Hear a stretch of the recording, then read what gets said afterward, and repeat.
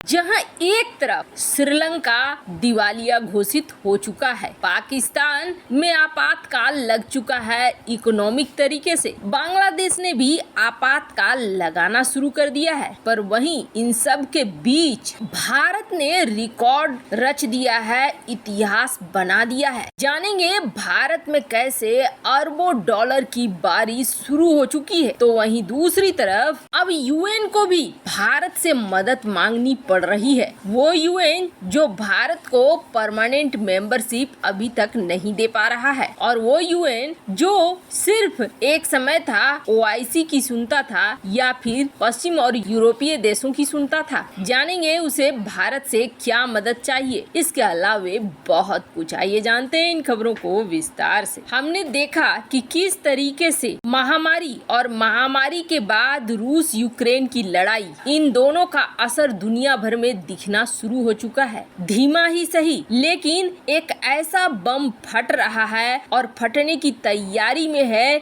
जिससे पूरी दुनिया झुलसने वाली है। की शुरुआत श्रीलंका से हो चुकी है, बांग्लादेश में सुगबुगाहट शुरू हो चुकी है और पाकिस्तान ने भी इस रास्ते पर चलना शुरू कर दिया है। यही वजह है कि इन देशों ने अपने लग्जरी आइटम के इंपोर्ट पर बैन लगा दिया है, क्योंकि इनका विदेशी मुद्रा भंडार लगातार गिरता जा रहा है। और जहां तक चीन की बात करें तो चीन में भी हालात कुछ ऐसे ही हैं। चीन में भी बहुत सारे रिस्ट्रिक्शंस लगे हुए हैं और सच मानिए चीन सबसे बुरे दौर पर पहुंचेगा। इसलिए बुरे दौर पर पहुंचेगा कि उसने अपने मार्केट को खुद से बंद कर लिया है, दुनिया की सप्लाई चेन को तोड़ दिया है। लेकिन चीन की हर एक हरकत जो भी इस वक्त चीन कर रहा है, उसका फायदा सिर्फ और सिर्फ भारत को मिल रहा है। पर हाँ, इन सब वजहों से दुनिया में संकट जो शुरू हुआ है, वो संकट अब दूसरे रास्ते की तरफ जा रहा है। दूसरे रास्ते में ये संकट एक बहुत बड़ी भूखमरी लेकर आने वाला है। और थोड़ा गौर कीजिए, कौन से देश इस भूखमरी में सबसे ज्यादा शिकार होने वाले हैं। तो आपको बता दें, वो देश जो सबसे ज्यादा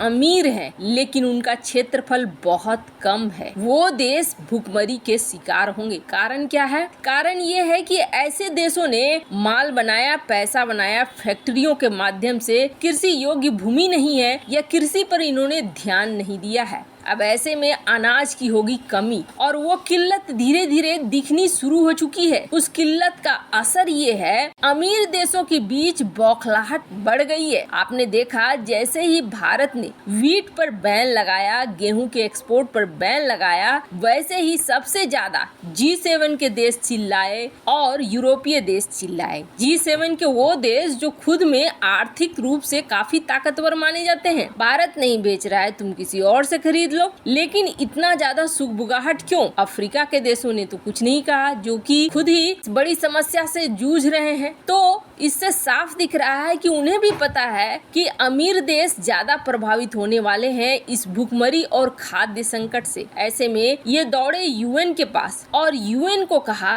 कि आप इस हालात को संभालो। यूएन ने अब भारत को कहना शुरू किया। सबसे पहले तो ये जान लीजिए कि यूएन वो संगठन है जिसने ओआईसी के कारण पाकिस्तान की बातों पर ध्यान दिया। तो पाकिस्तान के कारण अमेरिका ने हमेशा भारत के खिलाफ ही यूएन में काम किया। वो तो रूस था जिसने भारत के रास्ते को आसान बनाया, नहीं तो भारत के सामने मुश्किल भरे रास्ते थे। रूस ने समय समय पर यूएन में वीटो लगाकर भारत के लिए कई सारे काम को आसान कर दिया। अब यूएन ये कह रहा है कि भारत को आगे आना चाहिए, भारत को लीडरशिप लेनी चाहिए और दुनिया में जो आने वाला है खाद्य संकट, इस संकट को दूर करने के लिए पहल करना चाहिए। भारत को कमान संभालनी चाहिए। यानी कि एक बार दुनिया फिर से भारत के ऊपर आश्रित हो रही है और भारत से चाह रही है कि भारत खाद्यान्न का मैनेजमेंट करे, यानी दुनिया को खाद्यान्न दे। भारत भले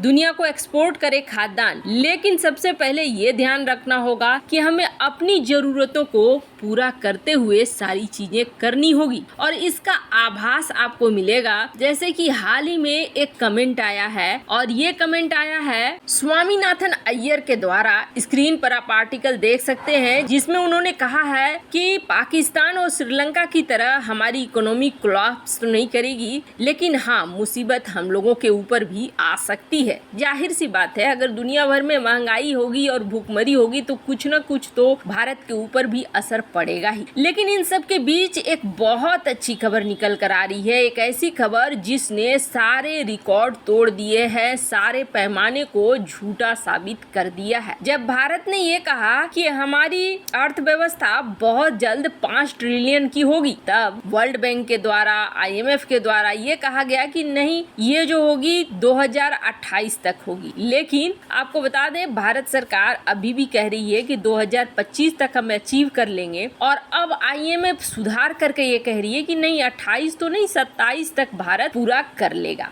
ये एक अंदाजा था कि आप समझ सकते हैं IMF और वर्ल्ड बैंक अपने मैथ में गलती कर रहा है, अपनी गणना में गलती कर रहा है। मतलब वो सही से सोच नहीं पा रहे हैं कि भारत क्या कर रहा है और कैसे आगे निकलता जा रहा है। उनका अंदाजा गलत साबित होता जा रहा है। अब ऐसे ही एक बहुत बड़ा कारनामा हो गया है और वो ये हुआ है कि 2020-21 और 2021-22 ये जो आंकड़े निकाले गए हैं 2021 और 22 का, इस आंकड़े ने पूरा उलझा कर रख दिया है इन सारे विकसित देशों का गणित। क्योंकि ये आंकड़े ये कह रहे हैं कि भारत के अंदर भरमार हुआ है इस बार निवेश। इस बार जितना निवेश हुआ है उस निवेश की कल्पना तो किसी ने नहीं की थी। 2018-19 में जहां 62 बिलियन डॉलर का हुआ था, 2019-20 में 74 और 2020-21 में 81, वो अब जाके करीब 83.57 पहुंच गया है। अब इतना बिलियन डॉलर का निवेश हुआ है भारत में। फिर कई लोग ये भी सवाल करते हैं, अगर भारत में इतना ज्यादा निवेश हुआ है तो शेयर बाजार क्यों गिर रहे हैं, निवेशक भाग क्यों रहे हैं, करेंसी की वैल्यू हमारी भी क्यों गिर रही है। तो आपको बता दें, सबसे बड़ी बात यह है कि